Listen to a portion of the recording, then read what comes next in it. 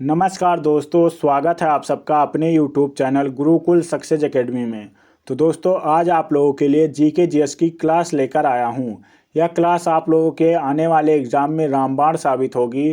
तो दोस्तों, इसी प्रकार से डेली क्लासेस पाने के लिए चैनल को सब्सक्राइब कर लो और बेल आइकन को प्रेस कर दो। तो दोस्तों, वीडियो शुरू करते हैं। किसे भारत का प्रथम आधुनिक व्यक्ति माना जाता है? तो भारत का प्रथम आधुनिक व्यक्ति राजा राममोहन राय को माना जाता है। ऑप्शन नंबर 20 का सही आंसर होगा। राजा राममोहन राय ने ब्रह्म समाज की स्थापना 1828 ईस्वी में किया था। आगे बढ़ते और अगला प्रश्न है, मुस्लिम लीग की स्थापना किस गवर्नर जनरल के समय में हुई थी? तो मुस्लिम लीग की स्थापना लॉर्ड मिंटो द्वितीय के शासनकाल में हुई थी। ऑप्शन नंबर 20 का सही आंसर होगा। और मुस्लिम लीग की स्थापना 1906 ईस्वी में हुई थी ढाका में, और आगा खां और सलीमुल्लाह खां ने किया था। आगे बढ़ते और अगला प्रश्न है, भारतीय पुरातत्व विभाग की स्थापना किस गवर्नर जनरल के समय में हुई थी? तो भारतीय पुरातत्व विभाग की स्थापना लॉर्ड कर्जन के शासनकाल में हुई थी। ऑप्शन नंबर 20 का सही आंसर होगा। लॉर्ड कर्जन के शासनकाल में हुई थी। भारतीय पुरातत्व विभाग का जनक किसे कहा जाता है? तो अलेक्जेंडर कनिंघम को कहा जाता है। आगे बढ़ते और अगला प्रश्न है, फॉरवर्ड ब्लॉक की स्थापना किसके द्वारा की गई थी? तो फॉरवर्ड ब्लॉक की स्थापना सुभाष चंद्र बोस द्वारा 1939 में की गई थी। ऑप्शन नंबर 20 का सही आंसर होगा। फॉरवर्ड ब्लॉक की स्थापना 1939 में सुभाष चंद्र बोस द्वारा की गई थी। आगे बढ़ते और अगला प्रश्न है, ब्रह्मपुत्र नदी को तिब्बत में क्या कहा जाता है? तो ब्रह्मपुत्र नदी को तिब्बत में सांगपो कहा जाता है। ऑप्शन नंबर इसका ए सही आंसर होगा। और बांग्लादेश में ब्रह्मपुत्र नदी को जमुना कहा जाता है। ऑप्शन नंबर इसका जो है ए सही आंसर होगा। ब्रह्मपुत्र नदी को तिब्बत में सांगपो कहा जाता है और बांग्लादेश में जमुना कहा जाता है। मेघना कब कहा जाता है दोस्तों? तो गंगा की जो पद्मा धारा है और ब्रह्मपुत्र की, ये दोनों मिल जाती हैं तो संयुक्त जलधारा को मेघना कहा जाता है बांग्लादेश में ही। आगे बढ़ते और अगला प्रश्न है, भारतीय राष्ट्रीय कांग्रेस के 1905 के बनारस अधिवेशन के अध्यक्ष कौन थे? तो गोपाल कृष्ण गोखले थे। ऑप्शन नंबर इसका बी सही आंसर होगा। गोपाल कृष्ण गोखले थे। डॉक्टर राम बिहारी घोष कब थे? तो डॉक्टर राम बिहारी घोष जो हैं वो भारतीय राष्ट्रीय कांग्रेस के अध्यक्ष 1907 ईस्वी में थे। तब कांग्रेस का विभाजन इसी अधिवेशन में हुआ था। ऑप्शन नंबर 20 का सही आंसर होगा। आगे बढ़ते और अगला प्रश्न है, भारतीय संविधान में संघवाद किस देश से लिया गया है? तो भारतीय संविधान में संघवाद कनाडा से लिया गया है। ऑप्शन नंबर 20 का सही आंसर होगा। कनाडा से लिया गया है। ऑस्ट्रेलिया से क्या लिया गया है? तो समवर्ती सूची ऑस्ट्रेलिया से लिया गया है। संयुक्त राज्य अमेरिका से मौलिक अधिकार लिया गया है। और आयरलैंड से नीति निर्देशक तत्व लिया गया है। आयरलैंड से क्या लिया गया है? तो राज्य के नीति निर्देशक तत्व लिया गया है। अगला प्रश्न है, भारतीय संविधान के किस भाग में केंद्र शासित प्रदेशों का उल्लेख है? तो भारतीय संविधान के भाग 8 में केंद्र शासित प्रदेशों का उल्लेख है। ऑप्शन नंबर सी इसका सही आंसर होगा। केंद्र शासित प्रदेशों का उल्लेख भाग 8 में है।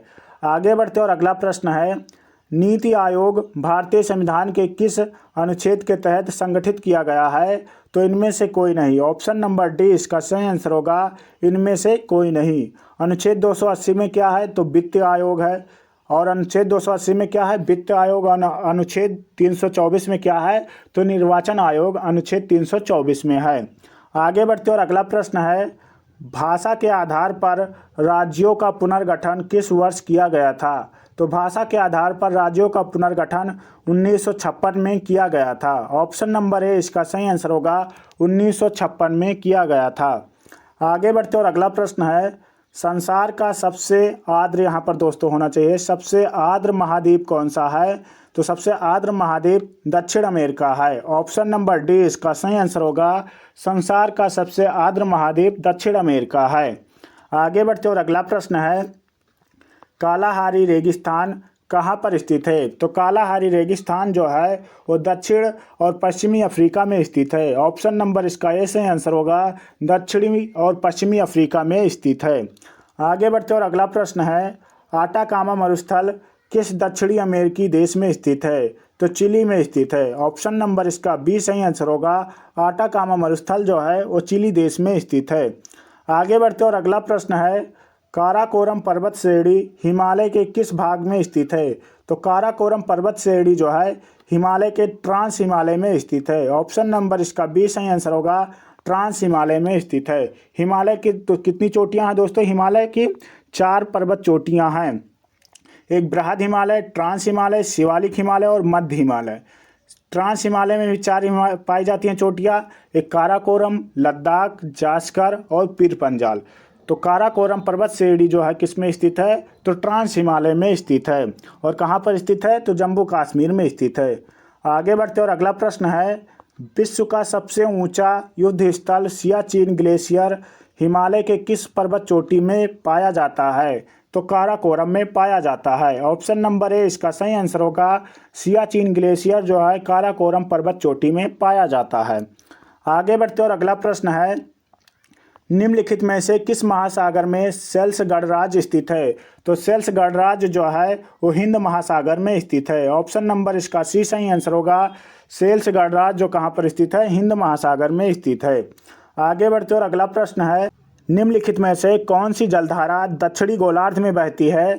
तो दक्षिणी गोलार्ध में हम्बोल्ट जलधारा बहती है। ऑप्शन नंबर डी इसका सही आंसर होगा।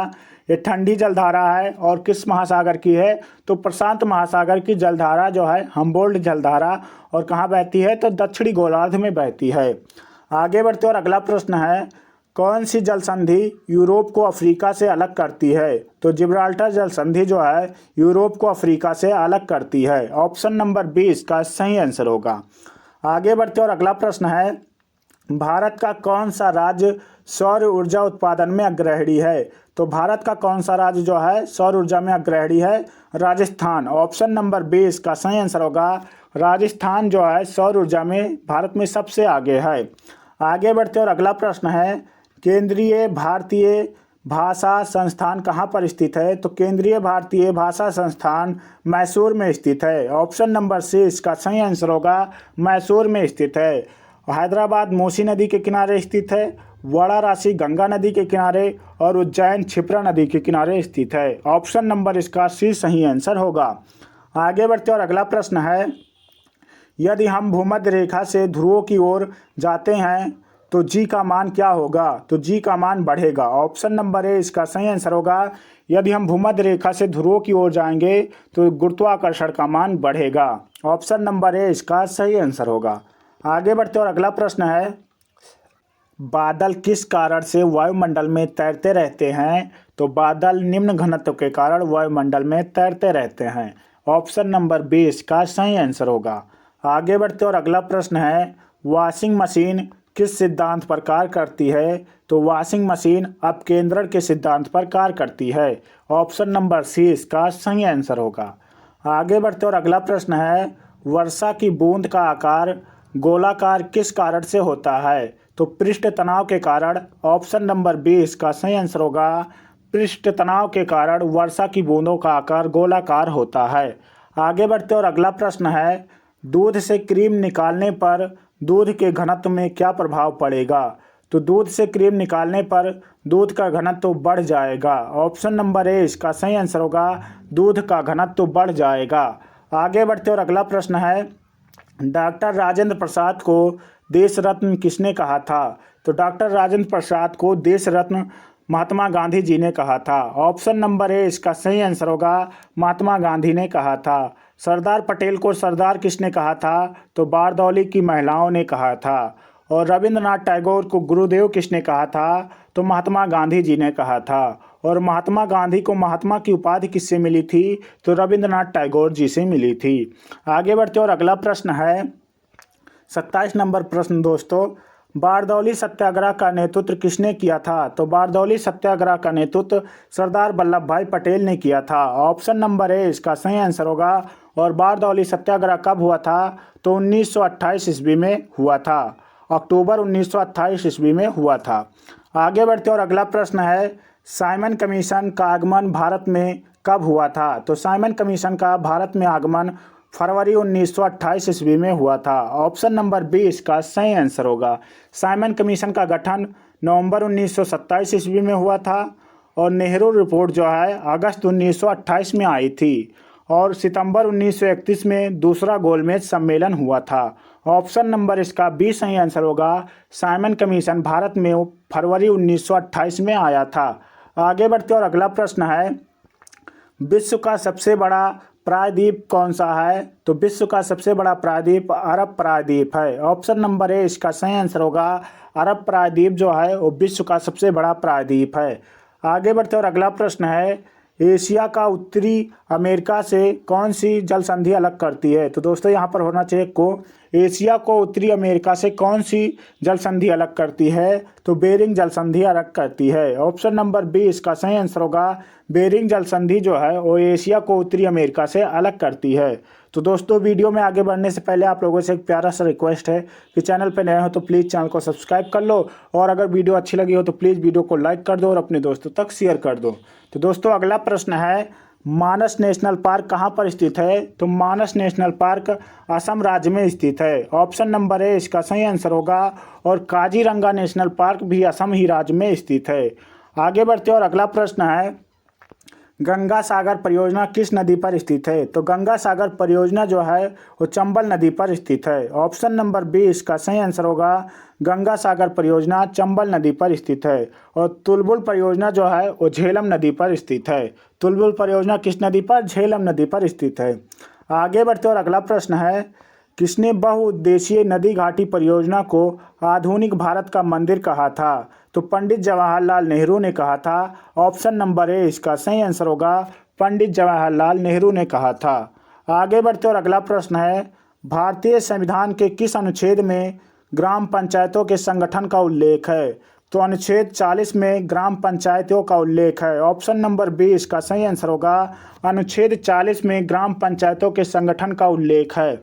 आगे बढ़ते और अगला प्रश्न है, विद्युत आवेश का एसआई मात्रक क्या होता है? तो विद्युत आवेश का एसआई मात्रक कूलाम होता है। ऑप्शन नंबर ए इसका सही आंसर होगा। और ओम किसका एसआई मात्रक होता है?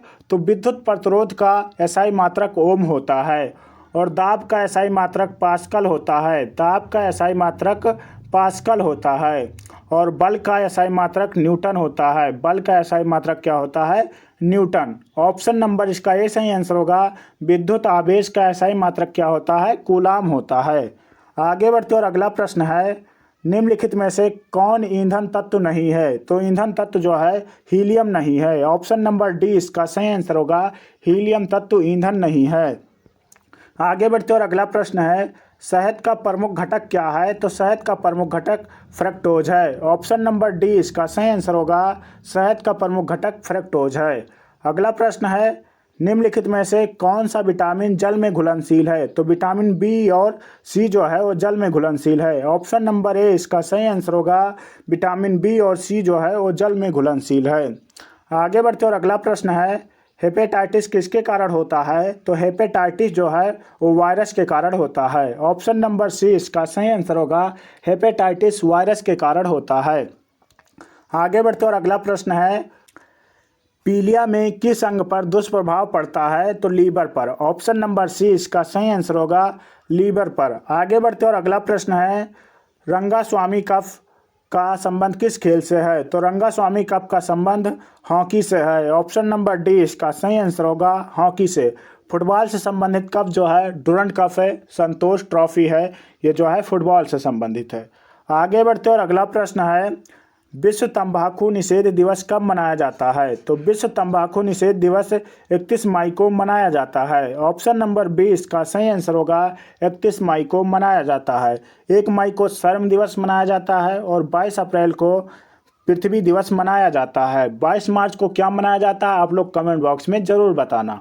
आगे बढ़ते और अगला प्रश्न है, निम्नलिखित में से कौन सा भारत का सर्वोच्च नागरिक पुरस्कार है? तो भारत का सर्वोच्च नागरिक पुरस्कार भारत रत्न है। ऑप्शन नंबर ए इसका सही आंसर होगा। भारत रत्न है। आगे बढ़ते और अगला प्रश्न है, पौधे किस प्रक्रिया के द्वारा हवा में पानी छोड़ते हैं? तो पौधे जो है वाष्पोत्सर्जन प्रक्रिया के द्वारा हवा में पानी छोड़ते हैं। ऑप्शन नंबर बी इसका सही आंसर होगा। वाष्पोत्सर्जन के द्वारा हवा में पानी छोड़ते हैं।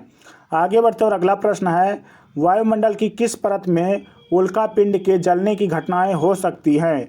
तो मध्यमंडल में। ऑप्शन नंबर इसका बी सही आंसर होगा। मध्यमंडल में उल्का पिंड जलने की प्रक्रिया हो सकती है। आगे बढ़ते और अगला प्रश्न है, किस वर्ष में भारतीय संविधान में नागरिकों के लिए मौलिक अधिकारों को जोड़ा गया है? 1976 में। ऑप्शन नंबर सी इसका सही आंसर होगा। 1976 में भारतीय संविधान में नागरिकों के लिए मौलिक अधिकार जोड़ा गया है। आगे बढ़ते और अगला प्रश्न है, अंडमान व निकोबार द्वीप किस उच्च न्यायालय के क्षेत्राधिकार में आता है? तो कोलकाता उच्च न्यायालय के क्षेत्राधिकार में आता है। ऑप्शन नंबर बी इसका सही आंसर होगा। कोलकाता उच्च न्यायालय के क्षेत्राधिकार में आता है।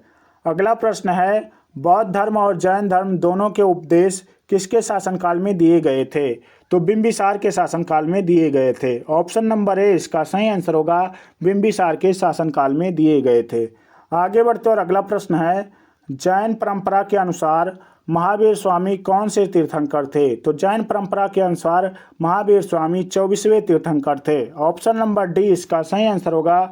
24वें तीर्थंकर थे। आगे बढ़ते और अगला प्रश्न है, किस ग्रंथ में चंद्रगुप्त मौर्य का विशिष्ट रूप से वर्णन हुआ है? तो किसके ग्रंथ में जो है चंद्रगुप्त मौर्य का विशिष्ट रूप से वर्णन हुआ है? तो विशाख दत्त के ग्रंथ में। ऑप्शन नंबर बी इसका सही आंसर होगा। विशाख दत्त के ग्रंथ में चंद्रगुप्त मौर्य का विशिष्ट रूप से वर्णन हुआ है। तो दोस्तों, अगर वीडियो अच्छी लगी हो तो प्लीज़ वीडियो को लाइक कर दो और अपने दोस्तों तक शेयर कर दो। चैनल पे नए हो तो प्लीज़ चैनल को सब्सक्राइब कर लो। मिलते हैं अगली वीडियो में, तब तक के लिए जय हिंद, जय भारत।